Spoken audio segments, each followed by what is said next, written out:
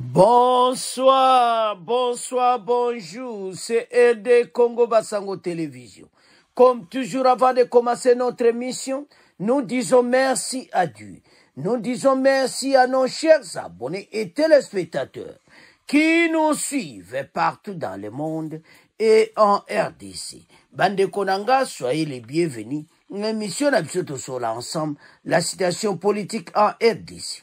Chers téléspectateurs, tokoloba silba mombondo.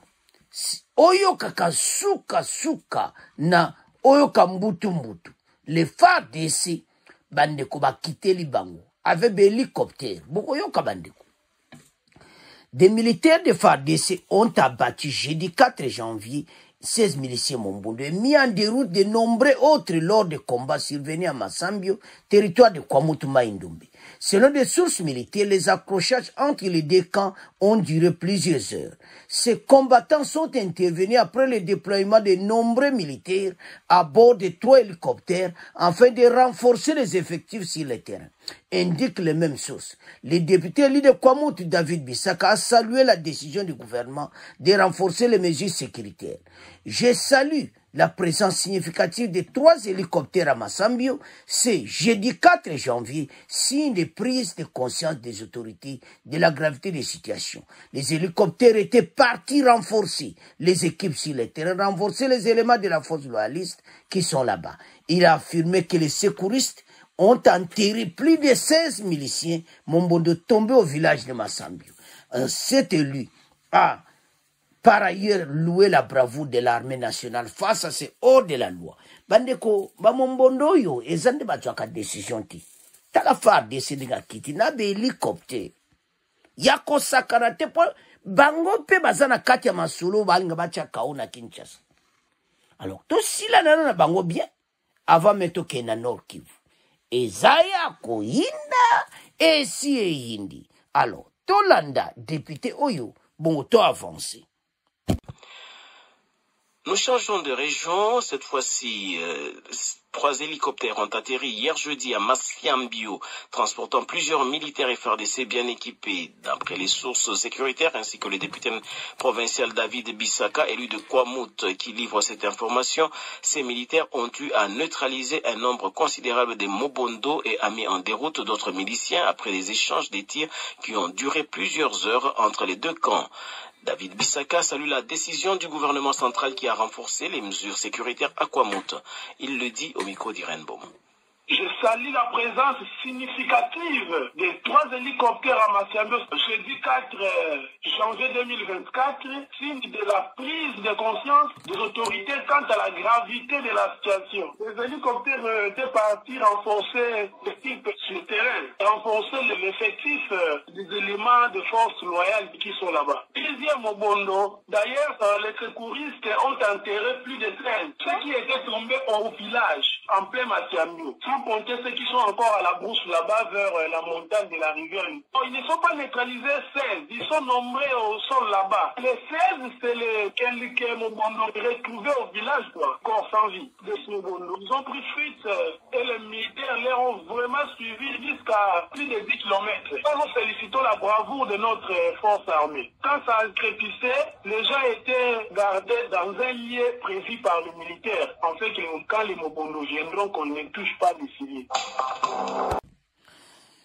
Bandeko tolandi biso nyonso. Député Ndenga expliqué. Bamombondo baza kuna, baza kotia suka na désordre, bazoboma batu, bakangi banzela, basali oyo wana, omoni siko FARDC aussi sa masolo, avec 4 hélicoptères, battre bango. Donc oyo kakabali bayo qui sont. Alors, bandeko, voilà ndengi fallait zala. Bato bacheba makelele mingi bato oyo.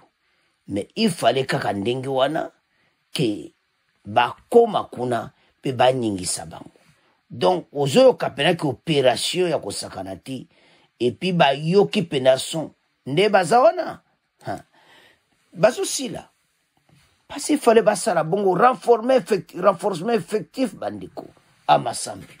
le député a expliqué na ndenge to landi donc et c'est ça parce que bango bazo tia mobulu ba ko tchati ba barrage ko bazo barre batu bazo bomba bateke ndenge moko se bayaka oye bande ko mukilo ezama bato bavanda na banda kala plusieurs années nana yeli biso mombondo ozomona ba force négative batu ba osala makambo kapo batia mobulu ya na Kinshasa mais moto aza ko arme bango akoyebana kaba kotanzile ba okanga batu wana makambo na ya est na ya mombondo eza lié koma binobo ya kotiaka mobulu pe pembe na capitale et puis ba umela makambo oyo on a tué so batale nombre bato bomba bomi et mena fa de ça il faut basili ça bon mikolo kaka pasi ya mabemo balinga ba préparer pour na Kinshasa 4 hélicoptères ba bomi 16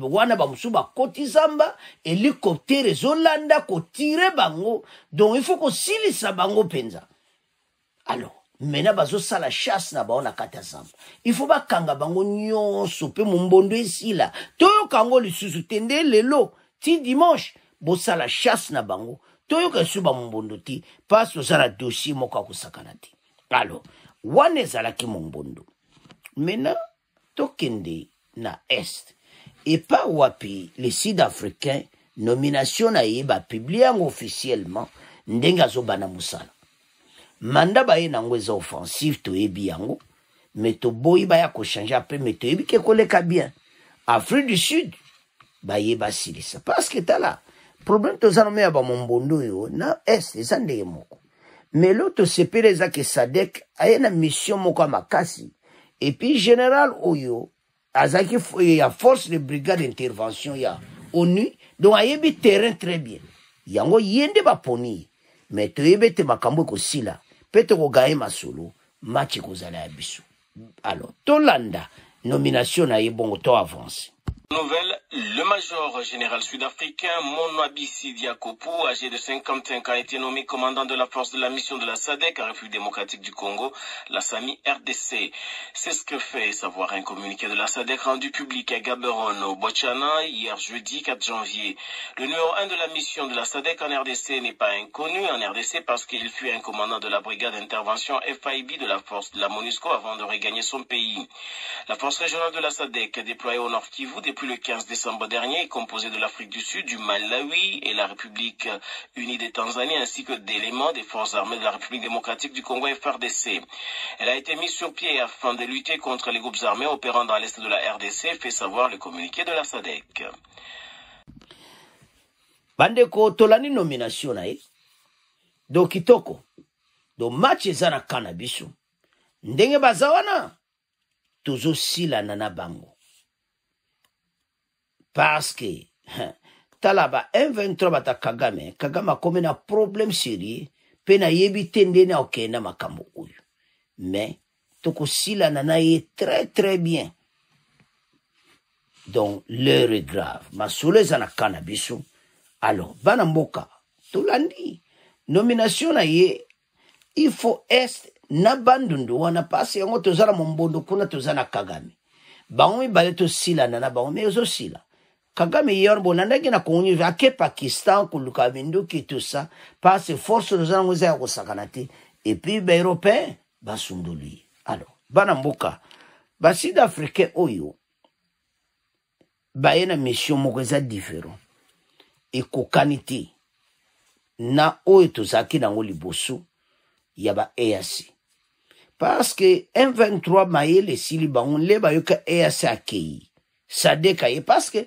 masoleza ko tambula ke sadeka koyati me bananga wana bazolo ba ke sadeka koyati lelo to komi wapi sadeka sana terrain nanga ne équipe ne ba ko vivre yango ba ye ba ete tata wa ye ayebi terrain très bien mais tu sabino chaque fois bango tabaye biso motema kaka na FARDC to sisa masolo oyo alors bana mboka dossier mombondo dossier à est ba solution c'est zoami parce na est ba arme si ya makasi et puis mombondo facha zo silisa yango to zelende be election de silibu ba landa ba to kimie kota na mboka parce pas wapi bandoka Congo ba profiter Alors, bande konanga, c'est à ce point. Donc, comment clôturer mission na biso, continuez à s'abonner massivement. Au revoir. À la prochaine.